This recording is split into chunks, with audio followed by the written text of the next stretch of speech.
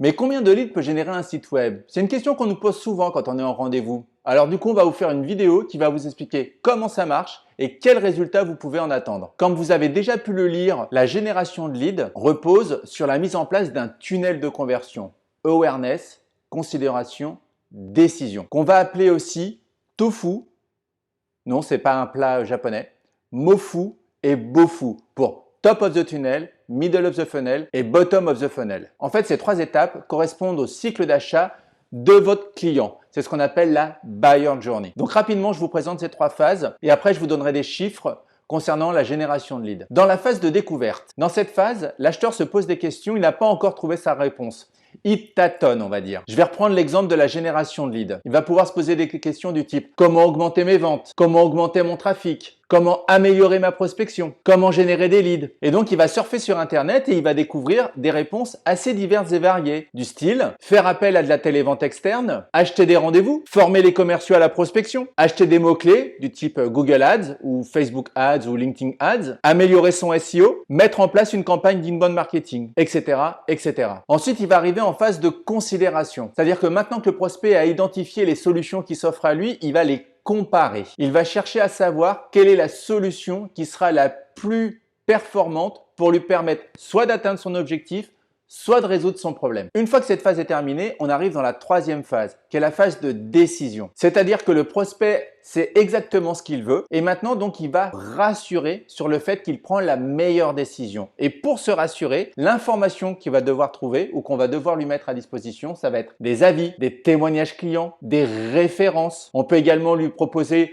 un rendez-vous de démonstration. Il faut que vous ayez en tête qu'à cette étape, à la fin de la partie de décision, on estime que l'acheteur a fait entre 60 et 70% de son parcours d'achat. Et pendant toute cette période, il a fait ses recherches seul parce qu'il avait envie de se faire une idée par lui-même. Il ne veut pas parler à un commercial parce que c'est prématuré. Et bien entendu, Google a été son meilleur ami. Alors maintenant que je vous ai parlé du tunnel de conversion de la fameuse buyer journey, revenons-en aux statistiques et quels résultats on peut attendre quand on met en place une campagne de génération de leads. HubSpot, qui est un CRM dédié à l'inbound marketing, nous donne les KPI suivants. Après 6 mois, on peut imaginer un trafic multiplié par 2. Après 1 an, on peut imaginer un trafic multiplié par 2,5. Et enfin, après 24 mois, on peut imaginer un trafic multiplié par 3,5. Si maintenant on regarde les leads plutôt que le trafic, parce que c'est ça qui nous intéresse, je dis toujours un trafic qui ne convertit pas, c'est un trafic qui ne sert à rien. Après 6 mois, vous allez multiplier par 3 le nombre de leads que vous allez recevoir. Après 1 an, vous allez recevoir entre 6 fois plus et 12 fois plus de leads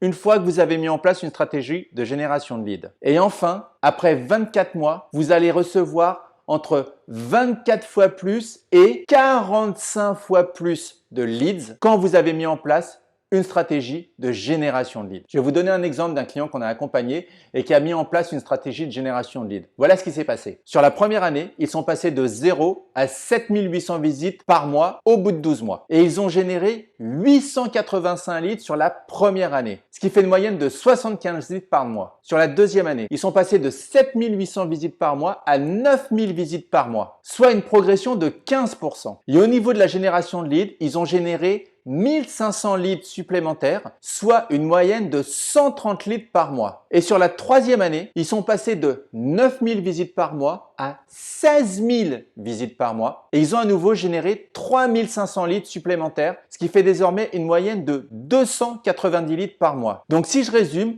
en 3 ans, ils sont passés de 0 à 300 leads par mois. Voilà les chiffres que vous pouvez obtenir en mettant en place une stratégie de génération de leads. Alors bien sûr, tous les leads ne vont pas se transformer en clients immédiatement, mais vous allez avoir suffisamment de leads, suffisamment d'apports d'affaires que le marketing va pouvoir travailler avec ses outils de marketing automation de façon à accompagner le prospect dans son processus d'achat et une fois qu'il est mûr, vous allez pouvoir transférer le prospect vers l'équipe commerciale afin de finaliser et de closer votre prospect. Pour vous donner quelques repères, il faut que votre trafic Internet il convertisse entre 1 et 4% de votre trafic en leads. Ensuite, sur ces prospects que vous avez générés, sur ces leads que vous avez réussi à capter, vous allez transformer 50% de ces leads en marketing qualified leads. C'est-à-dire que ce lead a été qualifié par le marketing. Ensuite, sur ces leads qualifiés par le marketing, il y en a 30%, donc 1 sur 3, qui va être transmis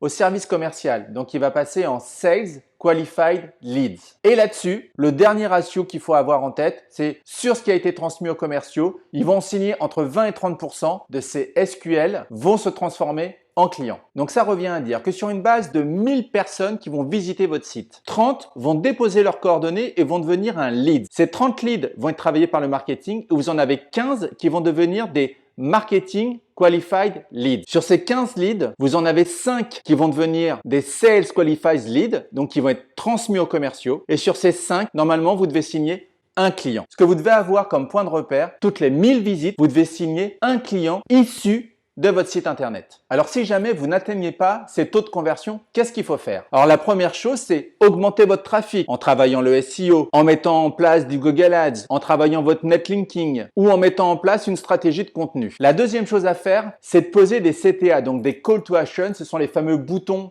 qu'on peut mettre sur un site internet. Déposez-les sur les pages stratégiques de votre site, ça va vous permettre de convertir un peu plus de trafic. La troisième chose que vous pouvez faire, c'est mettre en place des outils de marketing automation qui vont vous permettre d'accompagner votre prospect dans son processus d'achat. Et enfin, la quatrième chose que vous pouvez faire, c'est former vos commerciaux sur comment on gère un lead. En conclusion, avec une bonne stratégie aujourd'hui, vous pouvez générer rapidement des leads et ne plus être contraint de faire soit du phoning, soit d'envoyer des emails. Comme je vous en ai fait la démonstration tout à l'heure, vous pouvez obtenir même plusieurs centaines de leads par mois et du coup avoir une bouffée d'oxygène qui va vous permettre de générer de nouveaux clients et d'augmenter votre chiffre d'affaires. J'espère que cette vidéo vous a plu. Pensez à vous abonner à la chaîne Scale Your Business et actionner la cloche pour recevoir les notifications. Allez, je vous dis à très bientôt.